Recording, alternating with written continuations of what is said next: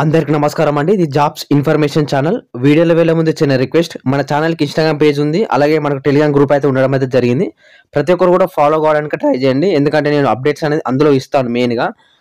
ప్రతి ఒక్కరు కూడా టెలిగ్రామ్ గ్రూప్ను అలాగే ఇన్స్టాగ్రామ్ పేజ్ కింద డిస్క్రిప్షన్లో 2 ప్రొవైడ్ చేస్తాను. ఆ లింక్ ద్వారా మీరు ఫాలో కొట్టుకోండి, ఎందుకంటే ఫర్దర్గా నేను పోస్టల్ డిపార్ట్మెంట్ సంబంధించి అన్ని అప్డేట్స్ కూడా ఫస్ట్ అందులో ఇస్తాను కాబట్టి ప్రతి ఒక్కరు కూడా జాయిన్ కండి. ఇక మెయిన్ టాపిక్ వెళ్దాం. పోస్టల్ జీడీఎస్ సంబంధించి 2025 నోటిఫికేషన్ మనకు అప్లికేషన్ డేట్ అయితే రావడం అయితే జరిగింది. ఇంచుమించు మనకు నోటిఫికేషన్ వచ్చినట్లే. ఇక మనకు నోటిఫికేషన్ వచ్చేసి ఎప్పుడు వస్తుంది, అలాగే అప్లికేషన్ డేట్ ఎప్పుడు స్టార్ట్ అవుతుంది అనేది ఈ వీడియోలో కంప్లీట్గా చెప్తాను. అలాగే మనకు ఆంధ్రప్రదేశ్ వాళ్ళు తెలంగాణకి అప్లై చేసుకోవచ్చా, మరి తెలంగాణ వాళ్ళు వేరే స్టేట్కి అప్లై చేసుకోవచ్చా, అండ్ ఇతర స్టేట్లు మన స్టేట్కి అప్లై చేసుకోవచ్చా, అన్ని డీటెయిల్స్ క్లియర్గా ఈ వీడియోలో ఎక్స్ప్లెయిన్ అయితే చేస్తాను. కాబట్టి ప్రతి ఒక్కరు కూడా వీడియోని ఎండ్ వరకు చూడండి, ఓపిక కొద్ది చూడండి. ఓకే, మరి ఈసారి ఎగ్జామ్ కండక్ట్ చేస్తారా లేకుంటే యాజ్ యూజువల్గా మనకు లాస్ట్ టైం ఎలా కండక్ట్ చేశారో అదే విధంగా కండక్ట్ చేస్తారా అనే చాలా డౌట్స్ అయితే ఉంటాయి. ఈ వీడియోలో క్లారిటీ ఇస్తాను మీకు, కాబట్టి వీడియో అనేది ఎండ్ వరకు చూడండి. మనకు దాదాపు ఈసారి కూడా మనకు లాస్ట్ టైం ఎంత 44,000 పోస్టులతోనే రిలీజ్ చేసిన నోటిఫికేషన్. ఈసారి కూడా ఇంచుమించు అంతే ఉంటే 43,500 అని అంటున్నారు. మరి అది ఇంకా క్లారిటీ అయితే రాలేదు. మనకు ఇంచుమించు అంతే 43,500 పోస్టులు అయితే భర్తీ అయితే చేస్తారని మనం ఉండడం అయితే జరిగింది. అప్డేట్ అయితే ప్రకారం కంప్లీట్గా చెప్తాను, డీటెయిల్స్గా చెప్తాను అన్ని కూడా. ఒకసారి వీడియో అనేది ఎండ్ వరకు చూడండి. ముందుగా మన ఛానల్ కొత్త అయితే సబ్స్క్రైబ్ చేసుకొని పక్కకున్న గంట సింబల్ ఆల్లో పెట్టుకోండి. ప్రతి ఒక్కరు కూడా లైక్ అయితే చేయండి, ఎందుకంటే చాలా కష్టపడి ఇన్ఫర్మేషన్ గ్యాదర్ చేసుకొని చేస్తున్నా కాబట్టి ప్రతి ఒక్కరు కూడా లైక్ అయితే చేయండి. మీకు ఇంకేమైనా డౌట్స్ ఉంటే కింద కామెంట్ అయితే చేయండి, లేకుంటే నాకు ఇన్స్టాగ్రామ్ పేజ్లో కూడా మెసేజ్ అయితే చేసుకోవచ్చు. ఇక మెయిన్ టాపిక్ వెళ్దాం. ఫస్ట్ ఆఫ్ ఆల్ మనకు నోటిఫికేషన్ సంబంధించి చూసుకుంటే, నోటిఫికేషన్ ఎప్పుడు వస్తుందంటే మనకు జనవరిలో వస్తుందని మనకు ఉన్న ప్రచారం అయితే ఉంది అన్నమాట. అప్డేట్ అయితే ఉంది. దానికి సంబంధించిన అఫీషియల్గా ఆర్టీఐ అయితే వేయడం అయితే జరిగింది. ఆర్టీఐ ఇంకా రిప్లై అయితే రాలేదు. ఆర్టీఐ అంటే ఏం లేదు బ్రదర్, మనకు పోస్ట్ ఆఫీస్కి మనకు ఆర్టీఐ అయితే ఇస్తాము. అంటే ఏ విధంగా అంటే మనకు అఫీషియల్ హెడ్ ఆఫీస్కి అయితే ఆర్టీఐ అయితే వేస్తాం. అంటే ఎప్పుడు నోటిఫికేషన్ వస్తుంది, ఎన్ని పోస్టులు ఉంటుందని, అది సంథింగ్ అమౌంట్ అయితే కట్టాలన్నమాట. మనకు ఆన్లైన్లో 70 రూపీస్ ఎంతో కడితే వాళ్ళు ఇన్ఫర్మేషన్ గ్యాదర్ చేసి మనకు ఇన్ఫర్మేషన్ అయితే ఇస్తారు. అది ఇంకా రాలేదన్నమాట. నేను ఆల్రెడీ వేసిన, కానీ నేను ఆల్రెడీ పోస్ట్ ఆఫీస్లో వర్క్ చేసిన కాబట్టి మనకు కొందరు తెలిసిన వాళ్ళు ఉన్నారు కాబట్టి వాళ్ళని అడిగితే ఏమన్నారంటే జనవరి 4th వీక్లో కానీ ఫిబ్రవరి 1st వీక్లో వస్తుందని అన్నారు. మరి జనవరిలో మ్యాక్సిమం జనవరి లాస్ట్ వీక్లో రావాలి నోటిఫికేషను.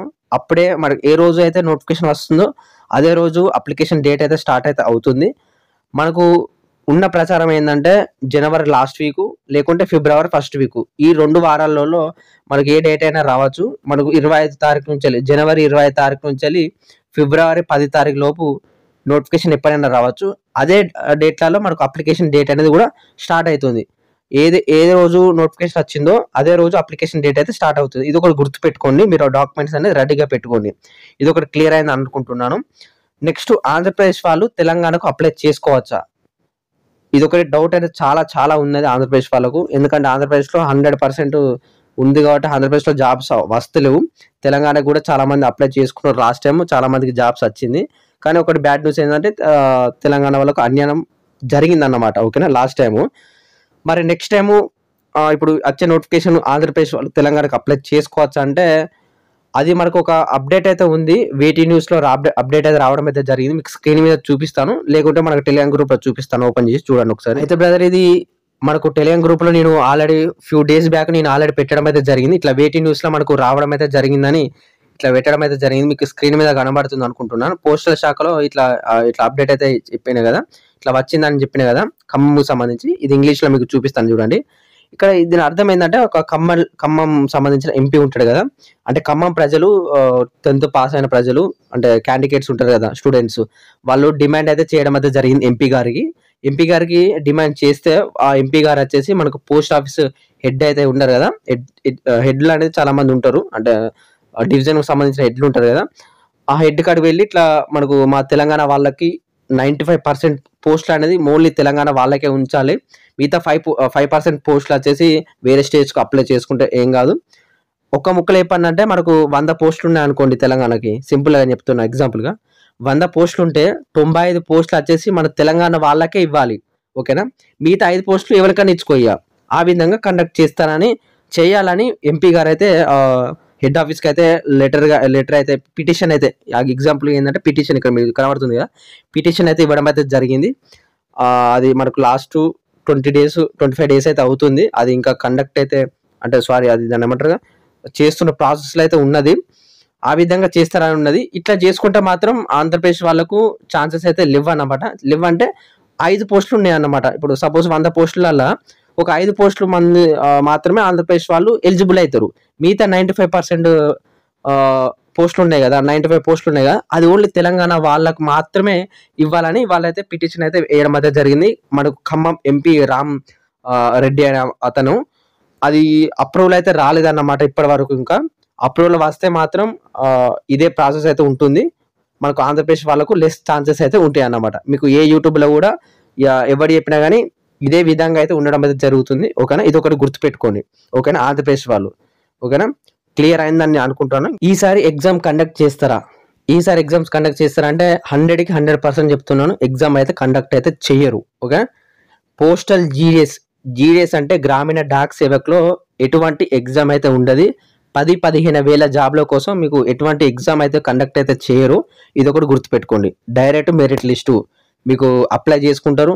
అప్లై చేసుడుతోనే మీకు 1 మంత్ తర్వాత మెరిట్ లిస్ట్ అయితే తీస్తాడు. అందులో మీ పేరు ఉంటే, మీ రిజిస్ట్రేషన్ నెంబర్ ఉంటే మీరు డాక్యుమెంట్ వెరిఫికేషన్ వెళ్ళి డాక్యుమెంట్ వెరిఫికేషన్లో సెలెక్ట్ అయితే మీరు డైరెక్ట్గా జాబ్ అయితే ఇవ్వడం అయితే జరుగుతుంది. ఇది ప్రాసెస్ అన్నమాట.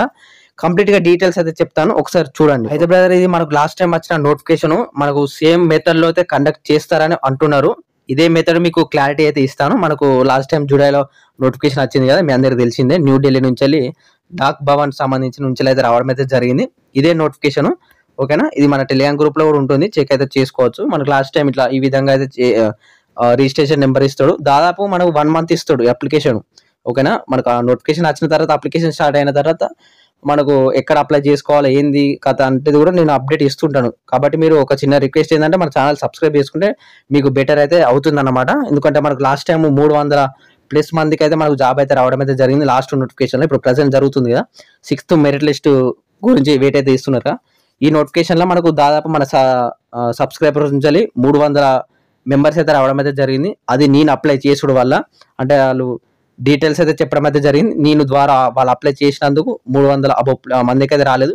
ఇంకో 100-150 మందికి అయితే రాలేదు. వాళ్ళకు ఏజ్ తక్కువ ఉండడం వల్ల. అలాగే వాళ్ళు కొందరు తెలంగాణలో అప్లై చేసిరు, కొందరు ఆంధ్రప్రదేశ్లో అప్లై చేసిరు. మార్క్స్ ఉన్నాయి కానీ ఏజ్ లేదు. ఆ విధంగా కూడా కొందరికి రాలేదు.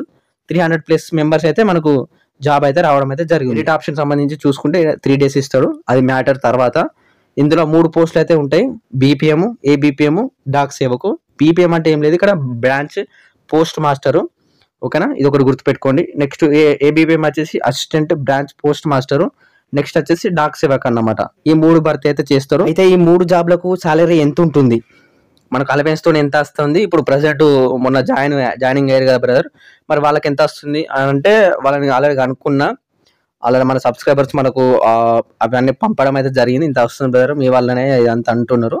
ఓకే, సంతోషం. ఇక్కడ ఫస్ట్ మనకు బీపీఎం వచ్చేసి మనకు 12,000 నుంచి 29,380 రూపాయలు అయితే ఇస్తాడు. మీకు స్క్రీన్ మీద కనబడుతుంది, కరెక్ట్ చూడండి. ఓకేనా? టైం వేస్ట్ అయితే చేసుకోకండి. ఓకే. ఏబీపీఎం అండ్ డాక్ సేవకు వచ్చేసి 10,000 నుంచి 24,470 రూపాయలు అయితే రావడం అయితే జరుగుతుంది. ఇది మొత్తం బేసిక్ పే అన్నమాట. బేసిక్ పే వేరు ఉంటుంది, అలవెన్స్ వేరే ఉంటుంది. కరెక్ట్ వినండి. ఓకే. మనకు డియర్నెస్ అలవెన్స్ అని ఇక అది అన్ని అలవెన్స్ మనకు 12,000లో ఇప్పుడు బేసిక్ పేలో సగం అయితే రావడం అయితే జరుగుతుంది. ఓకే. బేసిక్ పే 12,000 అనుకుంటే సగం ఎంత 6,000. 12,000 + 6,000 18,000 రూపాయలు బీపీఎంకి. అండ్ ఏబీపీఎం కంటే డాక్ సేవకి 10 + 5,000 15,000 రూపాయలు ఏబీపీఎంకి అండ్ డాక్ సేవకి అయితే రావడం అయితే జరుగుతుంది. First month salary. ఈ నోటిఫికేషన్కి అప్లై చేసుకోవడానికి ఏజ్ లిమిట్ అయితే ఉంటుంది. మనకు 18 నుంచి 40 సంవత్సరాలు. ఎవరికైతే 18 సంవత్సరాలు రెండుపై ఉంటాయో వాళ్ళు ప్రతి ఒక్కరు కూడా అప్లై చేసుకోవచ్చు. 40 సంవత్సరాల లోపు అప్లై చేసుకోవచ్చు. ఓకేనా? 40 సంవత్సరాలు. ఓకే. ఇక్కడ ఏజ్ లిమిట్ కూడా ఉంది. ఎస్సీ ఎస్టీ వాళ్ళకు 5 సంవత్సరాలు ఎక్స్ట్రా, ఓబీసీ వాళ్ళకు 3 సంవత్సరాలు ఎక్స్ట్రా, ఈడబ్ల్యూఎస్ వాళ్ళకు రిలాక్సేషన్ లేదు, 40 సంవత్సరాల వరకే. పీడబ్ల్యూడీ అంటే హ్యాండిక్యాప్డ్ వాళ్ళు ఉంటారు కదా, కాళ్ళు లేని వాళ్ళు, చేయలేని వాళ్ళు ఉంటారు కదా, వాళ్ళకు 10 సంవత్సరాలు ఎక్కువ. అండ్ పీడబ్ల్యూడీ + ఓబీసీ 2 సర్టిఫికెట్లు ఉంటే 13, ఇది ఎస్సీ ఎస్టీ పీడబ్ల్యూడీ వచ్చేసి 15 అంటే 55 సంవత్సరాల దాకా అప్లై అయితే చేసుకోవచ్చు అన్నమాట ఈ రిలాక్సేషన్ ఉంటే మాత్రం. ఇక్కడ క్వాలిఫికేషన్ చెప్తే కదా సింపుల్గా 10th పాస్ అయితే సరిపోతుంది, నీకు ఎటువంటి సర్టిఫికేట్ అవసరం లేదు. 10th నీకు మంచి మార్క్స్ వస్తే ఈ జాబ్ అయితే వస్తుంది. ఓకేనా, నాకు 6 పాయింట్ ఉన్నది, 5 పాయింట్ ఉన్నది, నాది 2010 బ్యాచ్ 2009 బ్యాచ్ అదంత అవసరం లేదు. నీకు 10/10 ఉందా, 600కి 600 ఉందా, 100% జాబ్. ఓకే, నీకు ఏజ్ వచ్చేసి 24-25 ఆ మధ్యలో ఉంటే నీకు ఫస్ట్ లిస్ట్లో వస్తుంది. లేదు నాకు 21, 22, 23 అంటే అది లాస్ట్ వరకు చూడాలి. ఇది ప్రాసెస్ అన్నమాట సింపుల్గా. ఓకేనా, ఇక మనకి ఎటువంటి నాలెడ్జ్ అనేది అవసరం లేదు. అండ్ ఇక్కడ మన దానికి సంబంధించిన సెలక్షన్ ప్రాసెస్ చూసుకుంటే మాత్రం మెరిట్ లిస్ట్ ద్వారానే తీస్తారని చెప్పిన కదా, ఓన్లీ డైరెక్ట్ మెరిట్ లిస్ట్ మాత్రమే ఉంటుంది. మనకు ఫీ పేమెంట్ కూడా ఉంది, 100 రూపాయలు ఫీ పేమెంట్ చేయాలి, అదొకటి గుర్తుపెట్టుకోండి. మనకు సర్టిఫికేట్స్ వచ్చేసి ఇవి తీసుకొని అయితే వెళ్ళాలన్నమాట. Mark sheet, identify proof, caste, PWD and EW certificate, transgender, date of birth, medical certificate ఇవన్నీ అయితే ఉండాలన్నమాట. ఇది ఒకసారి చూసుకోండి. వేరే స్టేట్కి అప్లై చేసుకోవడానికంటే మనకు ఇప్పుడు మణిపూర్ స్టేట్కి అవన్నీ ఉన్నది కదా, అక్కడ ఏదో రిలీజియన్ సర్టిఫికేట్ అయితే అడుగుతున్నారట. అది మరి ఎంతవరకు నిజం అనేది క్లారిటీ అయితే మనకు అయితే లేదు, అది ఒకసారి చూసుకోండి. ఓకే, ఇది నోటిఫికేషన్ సంబంధించిన డీటెయిల్స్ అన్నమాట. ఇంతే వీడియో. మీకు ఏమైనా డౌట్ ఉంటే కామెంట్ అయితే చేయండి, ప్రతి ఒక్కరు కూడా రిప్లై అయితే ఇస్తాను. మీకు ఎన్ని మార్క్స్ వచ్చినాయి కూడా కామెంట్ అయితే చేయండి. ఓకేనా, ఇటువంటి జెన్యూన్ అప్డేట్స్ కోసం మన ఛానల్ని సబ్స్క్రైబ్ చేసుకోండి. ప్రతి ఒక్కరు కూడా అప్డేట్స్ చాలా ఉన్నాయి, ఇంకా చాలా వస్తాయి కూడా. ఓకేనా, జై హింద్, జై భారత్, థ్యాంక్ యూ.